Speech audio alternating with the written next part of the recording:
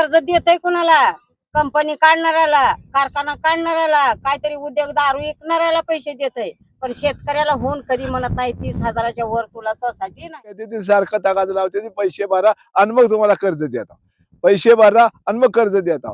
हे पावशी नाही काय नाही, पावसाचं वड पडलेले आहे आणि त्या पावसाचं कर्ज यावं कुठनं द्यावं कुठनं. शेतकरी आत्महत्या केल्यावर लघु पैसे देते, पण अगोदरच द्या ना शेतकऱ्याला पैसे. जगल 4 वर्ष जास्त, मेल्यावर तुम्ही ताबडतोब आत्महत्या केल्यावर शेतकऱ्याचे देता पैसे. मग अगोदरच द्या ना शेतकऱ्याला पैसे, तुम्ही 4 दिवस जगल शेतकरी. आई बाप म्हणल्यावर सगळ्या शेतकऱ्याची दया माया यावी.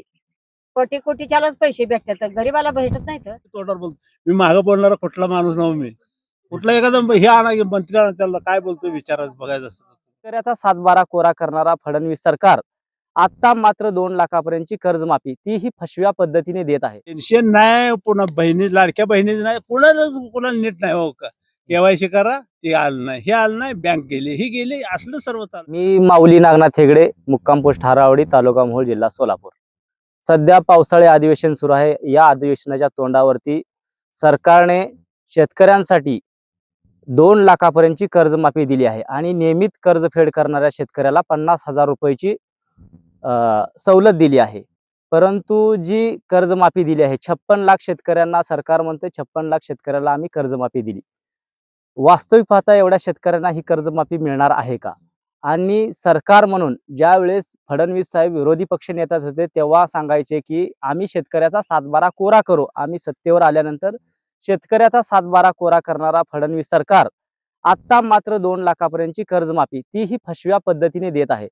शेतकऱ्यांच्या कर्जमाफीबाबत बोलायचं म्हटलं की विरोधी पक्ष आणि सत्ताधाऱ्यांना लाज वाटते. मुळात कर्जमाफीची शेतकऱ्यांना गरज नाही. तुम्ही शेतकऱ्याच्या मालाला हमी भाव द्या. हमी भाव दिल्यानंतर तुमच्या भेकेला कुठलाही शेतकरी पडणार नाही, कारण हमी भाव मिळाल्यानंतर शेतकरी सुजलाम सुफलाम होईल, सुखी होईल आणि तुमच्यासारख्या नेत्यांना बी जगवेल. मुळात कर्जमाफी ज्या पद्धतीने देणार आहेत ती पद्धत चुकीची आहे, त्यातील नियम अटी चुकीचे आहेत. सरसकट शेतकऱ्यांचा 7-12 कोरा करण्याऐवजी केवळ 2 लाखापर्यंत, म्हणजे शेतकऱ्यांना कुठेतरी थोडेफार पैशाचा आमिष दाखवायची आणि थोड्याफारच शेतकऱ्यांना त्या कर्जमाफीचा लाभ होणार आहे. शेतकऱ्यांना ज्या पद्धतीने तुम्ही पिळवणूक करत आहे त्यांची, हे अत्यंत चुकीच्या पद्धतीने आहे. महाराष्ट्रातील शेतकऱ्यांचं कर्ज संपूर्ण फिटणं अपेक्षित असताना सुद्धा आता शेतकऱ्याचा 7-12 कोरा होण्याऐवजी त्यांना 2 लाखापर्यंतची मुदत दिली, म्हणजे जेणेकरून 50,000 शेतकऱ्यांनी भरायचं आहे पैसे. 50,000 भरल्यानंतर त्यांना सवलत भेटणार आहे. ही एक वसुली पद्धत आहे. शासनाला पैसे भरायची गरज नाही. तुम्ही सरसकट कर्जमाफी देणं गरजेचं आहे आणि ज्या अटी घातल्यात त्या अटी सुद्धा रद्द करणे गरजेचे आहे. काय करावं शेतकऱ्यांना? कुठला आणा पैसा, कुठलं पाणी आणा? पाऊस लय झाला होता, अतिवृष्टी झाली, काय नुकसान भरपाई मिळाली का नाही? कोणाला नुकसान भरपाई देते ती? कोणाला देत नाही. पूर आलता आपल्या इकडे. ते घेतली ती पूर्वाल्याला दिले, अर्धे दिले असतील 100-500 रुपये, बाकी हाणलेच असतील. ते काय ठेवणार? कोण ठेवणार आहे? लय पंचनामे करून लगेच तातडीची मदत आहे का? आता देतो. ते मदत देतो म्हणते ते, हो म्हणणारे सर्व असंच असतंय. तुम्ही बी आता आला मग तुमच्याकडनं काय मान्य करते असं वाटतं? करत नसते ही, उगं नसतं.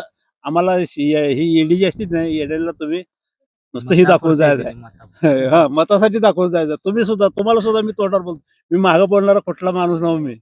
कुठला एखादा हे आणा की मंत्री आणा, त्याला काय बोलतो विचारायचं बघायचं असतं.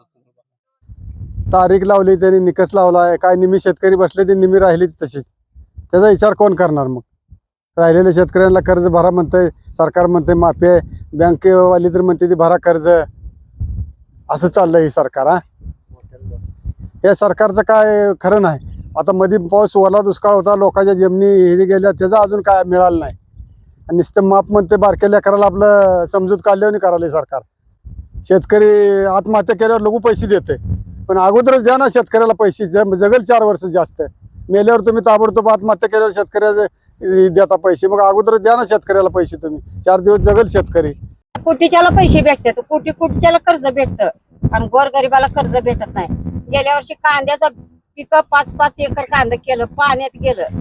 असंच तुमच्या सारख्याने व्हिडिओ काढून नेलं, ही आमकं तमकं केलं आणि किती दिलं? 7,000 5,000. याचं तर पैसे खताचं राहिलं, शेताचं राहिलं, गोरगरिबाच्या कष्टाचं राहिलं. इतका दयाळू शेतकरी. बहीण म्हणून बहिणीचं पैसे चालू केला. प्रत्येक माऊलीला 1,500 ह्याचं इलेक्शन झालं की त्या बहिणी गायब झाल्या का वयात काढल्या कोणाचा अमक्यात काढल्या तमक्यात काढल्या कुठं हाय कुठं हाय असं करून 7 पगारी माझ्या झाल्या आणि माझं कसं काय वय वाढलं त्याच्यातच पुन्हा त्याच्या मता टायमालाच वय वाढलं काय माझं आणि त्याच्या आधी कमी होतं काय मला मतापासून बंदच केले हा अरे तुला जरी 4-5 बहिणी असल्या तरी एखादी बहीण म्हातारी झाल्यावर तिला दयावाया करायची तुझी गरज नाही काय का त्या बहिणीला शेवटचा तर आयर भावाचा नसतो का इतक्यापर्यंत सरकार चालतो आमचं पैसे केलं आंधळ्या पांगळ्याचं लंगडं पांगळं 1,500 येत होतं ती सुद्धा मला वयात काढून टाकलं कर्जमाफी कोणाला केली ज्याने रेग्युलर भरतय त्याला कर्जमाफी द्यायला लागला कर्ज आणि ज्याने भरत नाही त्याला देतच नाही म्हणते कर्ज देतच नाही कर्ज द्यायचं बोबाटा नुसता द्यायला नाही ना घ्यायला नाही बँकवाले येते ती सारखं तागाद लावते ती पैसे भरा आणि मग तुम्हाला कर्ज देता पैसे भरा आणि मग कर्ज देता हे पावशी नाही काय नाही पावसाचं वड पडलेले आहे आणि त्या पावसाचं कर्ज यावं कुठनं द्यावं कुठनं आता उसं गेली तर उसाचं बिल सुद्धा आलं नाही त्यांना पैसे द्यायचं कुठनं अशी परिस्थिती झालेली आहे इथं या आमच्या इकडे वाळला दुष्काळ पडलेलं झालेलं काम आहे दुष्काळ महाजूर करावं त्याने